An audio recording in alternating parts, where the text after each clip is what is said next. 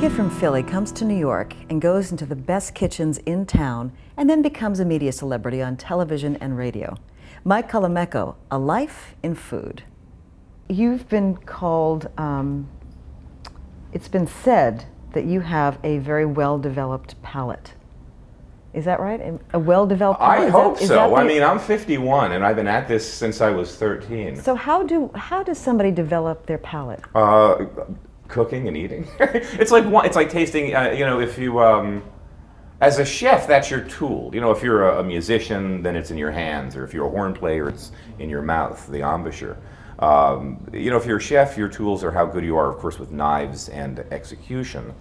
But where the rubber meets the road is taste. And so, as you're creating recipes and you're a guy coming up, or a girl coming up in the business, you're only as good as your palate is as a reference point. So you really have to have good flavor memory, and like any other instrument, it's developed over time by tasting. And I think it's the same thing when I talk to people about tasting wine.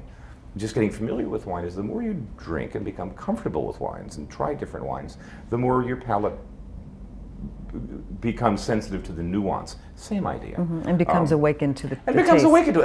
And I've always had, I've got this big nose and it's been broken a lot. I used to box, so it's kind of twisted this way and been fixed a few times here and there. But it's really, really good. And I remember, I know if you, as a kid, having like lots of memories of scents, smells on the street, smells in the kitchen. And that really relates to food. I mean, these two things work together.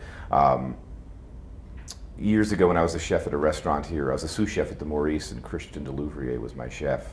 We had a consulting chef named Alan Sondrens, a famous Frenchman, 3-star Michelin guy, tremendous chef. And he would come every 3 months to do a new menu with us every quarter. And he smoked cigars, Epicure No. 2s, great Cuban cigar. And the first few times he came, we had makeup air in the kitchen. I could smell his cigar. And I'd say to Christian, he's in the building. And Christian, what are you talking about? He's in the building. Oh, I don't see me. How do you know he's in the building? Is he in the building? I said, I can smell the cigar, chef. Well, by the third time, that was it. If I said he was in the building, he was in the building. And I could smell it. Nobody else could smell it. So I guess in a way, too, it's just sort of luck. I've got a big nose and it works.